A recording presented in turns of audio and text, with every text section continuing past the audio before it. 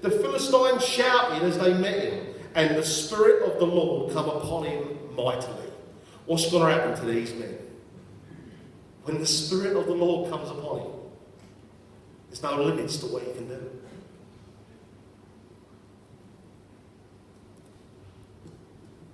The ropes that were on his arms were as flax that is burned up with fire. The bonds dropped from his hands. He found a fresh jawbone of a donkey, that means a wet one, recently killed. So he reached out and took it and killed 1,000 men with it. He killed 1,000 men with it. They just put 1,000 men around one man. Do you reckon they got near him and took it in? They could well have done. But when the Spirit of the Lord's upon him, is it going to make any difference? See, what he has been given for is to be an exterminator of Philistines. And God gave him that calling. Then Samson said, with the jawbone of a donkey, heaps upon heaps, with the jawbone of a donkey, I've killed 1,000 men. When he had finished speaking, he threw the jawbone from his hand. He named that place Ramaphleon. Then he became thirsty. He called on the Lord and said, you've given this great deliverance by the hand of your servant, and now shall I die and thirst and fall into the hands of the uncircumcised? Have you ever spoken to God like that? I thought about it, but I ain't said it, and he knows my thoughts. There's been times when I've really had me moan to God. I've done that. Sorry. Does this sound like a man who's humble in the things of the Lord? Not thank you, Lord, for giving Israel a great deliverance. No. I've done it. There's a heap upon heap. There's bodies everywhere, which are meant to be unclean things to him. Don't mean to touch anything that's dead, but obviously he's got to do that in his calling. And now he moans because he's thirsty.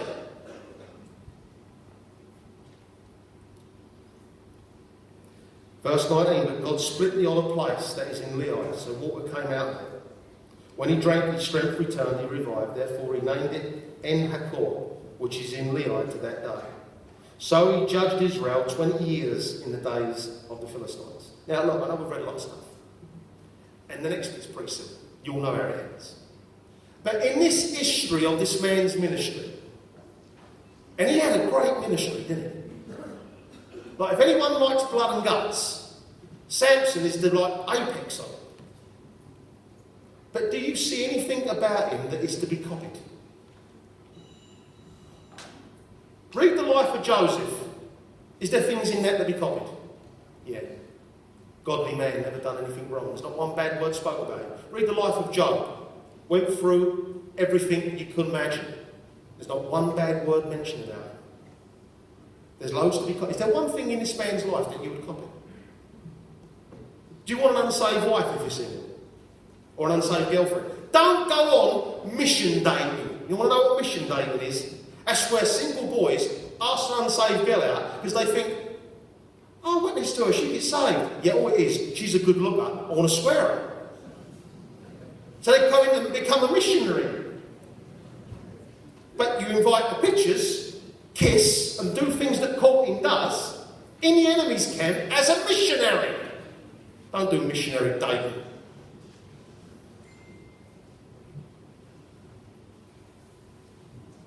So 20 years to this point. Now Samson went to Gaza and saw a harlot there and went into it. What was he doing in Gaza? Go to your Bible maps. Back in Philistine area again. He ain't going down there to get rid of these ungodly men that have been oppressing his nation. He's going down there for a lovely. And look, well, I'll take that back. He hasn't gone down there for a lovely. It doesn't say that. Look what it says. He went to Gaza and saw a lovely. So he wasn't someone who was going out to fulfill his flesh. But whilst he's there, he's twigged one and he's having some. It ain't funny, because it happens. It's very sad. He's meant to be the judge of Israel. He's got a testimony to show these people of what he stands for. That he stands for a righteous God. And he wants to get rid of these enemies who oppose his God. He ain't got 1 inch of a testimony, like a lot of others. They know what's right, but they've got no testimony in it. He's just trod all over his testimony. Imagine as he walks out from the old lovely and stands there as though the Philistines start talking about repentance and holiness. Would you want to listen to him? I wouldn't. Mind you, I suppose I would listen to him in case the Spirit of the Lord come upon him and I might get in his way. I certainly wouldn't want to be listening to his actions to reflect what's in his heart or given to his parents or his nation. He doesn't live it out very well at all. When it was told to the Gazites, saying, Samson has come here, they surrounded the place and lie in wait for him all night. And the gate of the city, they kept silent all night, saying, let's wait for him until the morning light, then we'll kill him. Now Samson lay until midnight, and at midnight he arose and took hold of the doors of the city, the gate and the two posts, pulled them up along with the bars, then he put them on his shoulders and carried them up to the top of the mountain, which is opposite Hebron, which, if you read it in 2 or 3 different ways, is the thick end of 40 miles away. You've got walls going around the city. The strength of the city was at the gates. That's where the enemy can come. What was Samson saying? You ain't safe. You're not secure from me. He's tormenting them. Lifted up the gates and carried them away. I wonder who went and got them back. If they did. After this, it came about that he loved a woman in the valley of Sorek, whose name was Delilah. It's the first time he's in love. Before, he likes a pretty girl, he likes a pretty face, he likes immoral women, a harlot, lovely. But now he actually is loving someone. Even when he wanted that girl, who ended up marrying the other fella, he didn't say that he loved her. But for once we see Samson in love. With who? Delilah. He loved a woman in the valley of Sorek. Is Samson allowed to go around wine? Is he allowed to go around the vineyards? No. Have a guess what the valley of Sorek means? It means the valley of the sweetest wine. This is a no-go zone. Who remembers in the silly films in Superman when they put kryptonite around his neck? It killed him, didn't it? Lost all his power. It doesn't do the same thing, but let's make an analogy. This is kryptonite to him. Keep away. But he don't understand keep away. He never gets his flesh under control. The lords of the Philistines came up to her and said to her, entice him and see where his great strength lies. That's why I think he was just a normal shaped man. And how we may overpower him, that we may bind him to afflict him. Then we will each give you 1,100 pieces of silver. Do you know how much silver Judas got? 30 pieces. Do you know what 30 pieces of silver are worth today? Silver's literally on its back at the minute. Silver's at an all-time low, really. Well, it went down to $7 about a few years ago. It's up to about 11 or 12 now. Do you know how much 30 pieces of silver, the price that Judas betrayed Jesus for? Do you know how much it's worth today in money? About 50 quid. That's all. Silver worth more than that? No. Silver's not worth a lot at the minute. Well, it is if you've got a lot of it, but it's not worth a lot per ounce.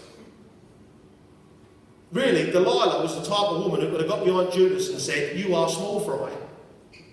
She's going to get 5,500 pieces of silver for Samson. That's how big a thorn in the side of the Philistines he was. So Delilah said to Samson, please tell me where your great strength and how you may be bound to afflict you. Any of you young boys go out with someone and they say that to you on the way to the pictures, drop them off. Drop them off. Delete Facebook and delete your number. Get out. That's not a one-liner, is it? Is that a torment man written there? Is that written there for a joke? No, that's how silly Samson is.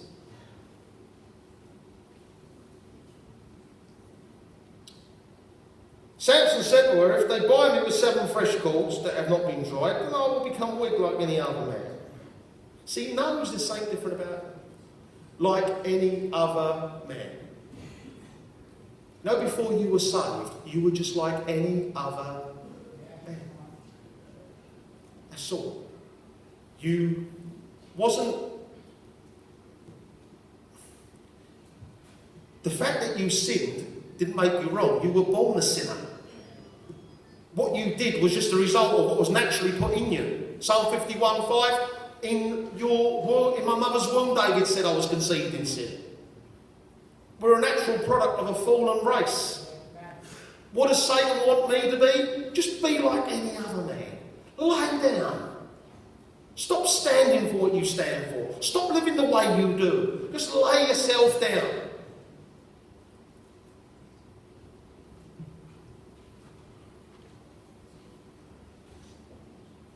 Then the lords of the Philistines brought up for her 7 fresh cords that had not been dried, and she bound him with them. Now she had men lying in wait in an inner room. That's the enemy.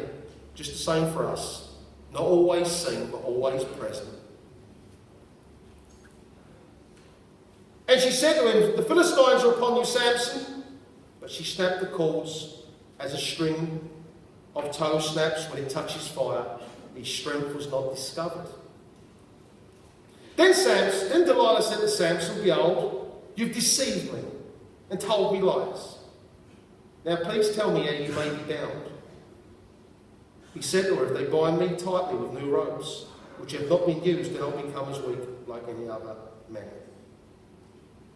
Delilah took new ropes and bound him with them, and said to him, the Philistines are upon you, Samson.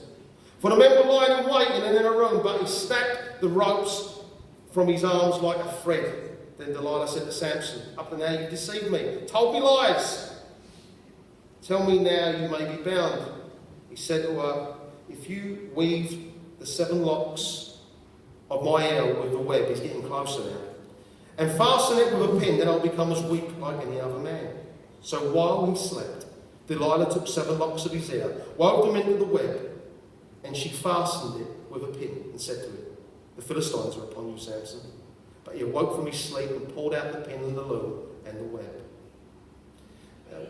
What's missing at this point are the enemies. The lords of at this point they're not mentioned. I think they've probably got the sick of her by now. They're not there. Then she said to him, how can you say I love you when your heart is not with me?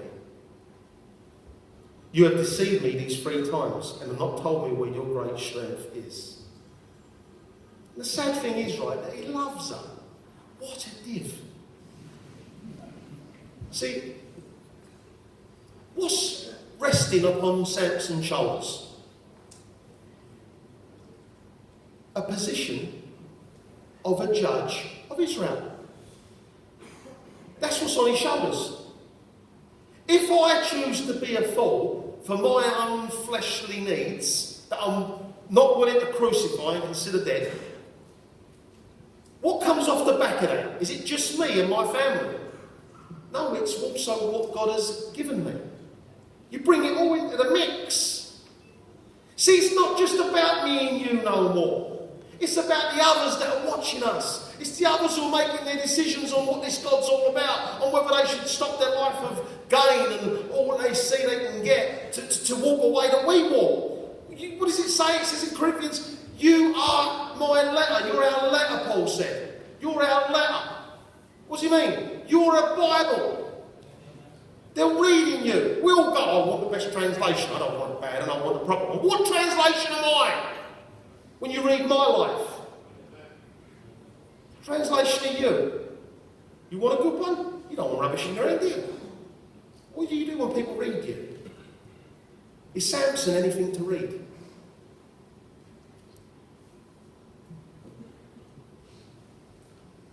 Came about when she pressed him daily with her words and urged him, and that his soul was annoyed to death. She wore him down just as sin does. So he told her all that was in his heart. He said, a razor has never come on my head, for I have been a Nazarite to God from my mother's womb. If I'm shaved, then my strength will leave me. I'll become as weak like any other man.